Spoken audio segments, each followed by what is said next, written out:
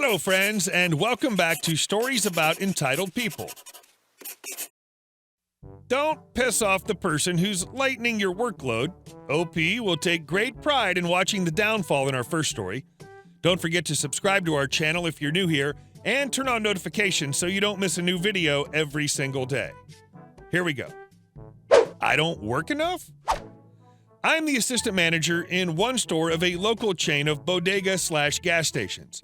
The only thing missing that would give you the instant bodega feel would be selling Lucy's for 25 cents, quarter for a square. One of my coworkers is a very young kid who just graduated high school this summer. He is where this story begins. I took this job back in May of this year, 2019, and have been doing some combination of the strangest shifts that could have only been put together by M. Night Shyamalan. So some days I'm opening the store. When I'm on my day shifts, I attempted to make the night shift employees' lives easier by doing a considerable amount of their shift work before I leave for the day. For example, I sweep, mop, change coffee, vacuum the rugs, take out trash, clean the parking lot, and stock tobacco products. We're in a dry county, so no alcohol here. I've done my job like this since arriving here, and I do it for everyone. I've never had a complaint until this week. The younger coworker, who I'm going to call PETA, since he's as white bread as it gets, is a royal pain in the butt, and because it's not only an acronym, but also a real world as well. PETA decided he was going to throw a holy hell fit about how I do things and went to the manager about me. His complaints were, I don't do enough work, I don't properly stock anything, and I take too many smoke breaks. Our shifts literally cross over for maybe an hour. He went off on my manager in the most Karen-esque manner believable. Now, me being, me means I don't take crap from anyone. But, big but, my manager is my best friend, so I do my best not to create more issues for her. So it's malicious compliance time. See, if I'm not doing enough work, but I'm doing all his busy work, I suppose it's time for me to focus on tasks that need to be done so the manager can go home at a decent hour. It's been a week and I've done none of his work, but the cooler and paperwork are on point. The best revenge came when, just before I had to leave, I looked at him to say, PETA, the coffee is out of date and burning, you need to change it. That boy hasn't had to do coffee before this week because I'm always doing it for him. The crestfallen look made it completely worth throwing off my schedule. Of course, he still complains about me, but my work is beyond reproach and my customers love me. I won in the end.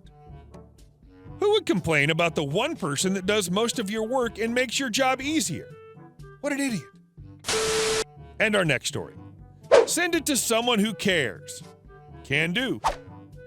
I work for a company that has service contracts with lots of different municipalities across the country. Essentially, we go to their town and service important equipment to make sure everything is running smoothly and things meet regulations. The department I work in is to call and email the heads of departments to have them renew their agreement so we can keep coming to service the equipment. We send a lot of reminders because some places it takes a while to get things approved and people tend to forget about the agreement. Recently, I had a gentleman, we can call him Bill, respond to one of my emails saying he doesn't need a reminder unless the contract expires. Okay, easy enough. Well, 2 days after the contract expires, I send Bill an email.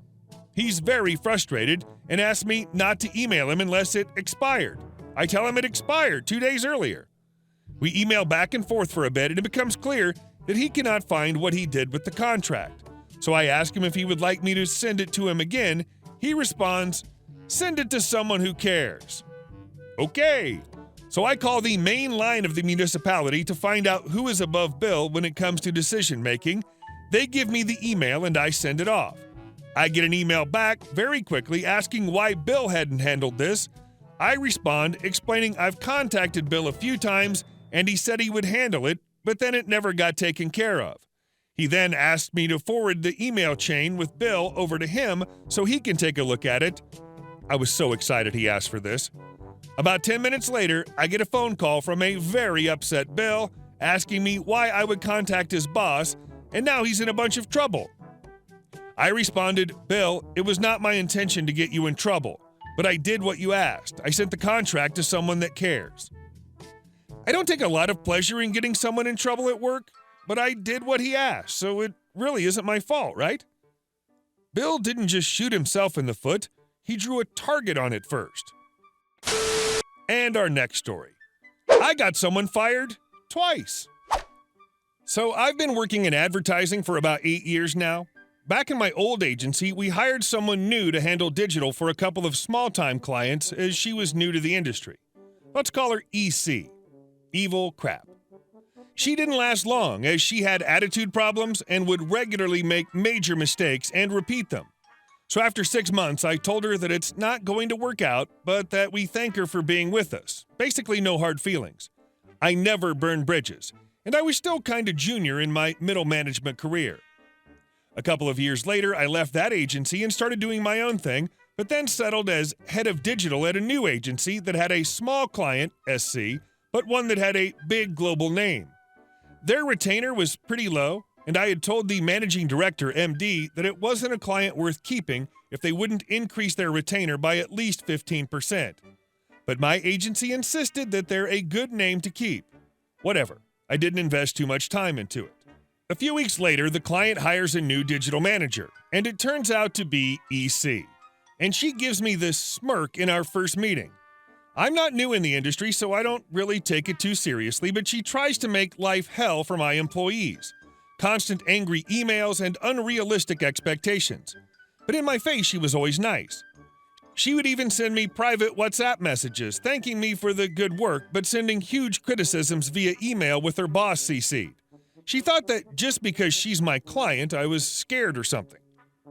Anyway, fast forward a couple of months and she sends an email to the MD, whom I directly report to, and says that I haven't given any care to the account and that there are too many things going wrong, that I should be adding value to the account. I tell my boss they only pay for 2 hours per month of my time and that I'm giving them 1 day a week, more than generous, and that she's being unreasonable with her demands. Honestly, she's kind of a choosing beggar, but that's another story. Anyway, my boss asked to be looped into emails moving forward, pissing me off, but whatever. After 3 days, he sees how ridiculous it's getting and says to me, I've had this account for 12 years. I'm not about to let EC ruin it. Do what you can to take her down. I comply. She didn't take into account that our contract ended in exactly 1 month from the moment I got the green light to screw her over. And if she didn't have an agency to take over the account, she would definitely be under serious scrutiny from her management. Her boss had no idea how much time I've put into the account and how much time the team has invested. So I make sure I keep timesheets, records, and rounds of feedback she's given. We had an agency review meeting 3 days before contract extension, and I present the 2019-20 strategy and contract with a 130% increase in the retainer. Her and her boss freak out and are like, what? No way. How could you even present that? I show her boss all the emails, all WhatsApp conversations confirming what she wants to be delivered for the year and say we won't take them on as a client if they're not willing to pay what it's worth. I even slipped in some of the nasty WhatsApp she sent to my employees where she said at one point, take it up with your boss if you don't like it. My MD started to freak out after the meeting and told me that he didn't expect me to do that. He was so nervous that he was about to lose an account that isn't even 5% of the company's revenue. 2 days later, they asked if we'd be willing to take the same retainer for less work as the demands made by EC were not beneficial to the company and that they've let her go 4 months after hiring her. We agree and move on. Ideally, we would have ended the relationship and I would have freed time to win new businesses. But that didn't happen. I've since quit this job hoping to find EC somewhere else because third time's the charm. And our last story. Karen wants her ID checked. I work in a casual fine dining restaurant in a downtown area. Prices aren't crazy, but high enough that we don't get a super young crowd. I would say average age of our dinner crowd is 30 to 60, although it varies more on the weekend. I only include this information so you understand why I didn't initially ask for identification, even though you should always check. Thursday night, a table of 4 comes in for early dinner, 2 Karens and their daughters. Excellent. I'm ready for them to split entrees and tip me 15%. Not the worst type of table if we're being honest, but nonetheless. They order a pitcher of sangria and I tell them I'll be right back with that for them, which Mama Karen says to me, You really aren't going to check these girls' IDs? Her birthday was just last month. Aren't you supposed to check anyone who looks under 40? She is correct. Of course, that I should have asked for identification, even though the girls were with their mothers and I was being lazy by assuming they were of age since their moms did not stop them from ordering drinks. I agree with her and tell her I actually am supposed to check all IDs regardless of age and proceed to look at all 4 of the ladies' IDs. Unfortunately for Mama Karen, her birthday was a few days previously and her ID had expired. In the state of Michigan, it is illegal to serve alcohol to anyone with an expired ID regardless of age, so I had to deny Mama Karen a glass for the sangria while her daughter and friend shared a pitcher. I didn't really have malicious intentions, however, it felt good that Karen's antics backfired on her. Edit. I didn't include all the details of Karen throwing a fit when I denied her a glass of sangria. She informed me that she, a business owner, is more aware of the law than I, a mere server, could ever be.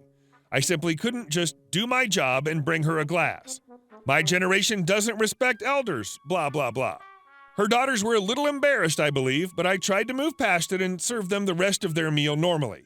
Karen kept huffing and puffing, but said no when I offered to bring a manager over. Hey guys, thank you all for watching the video. I'll see you in the next one.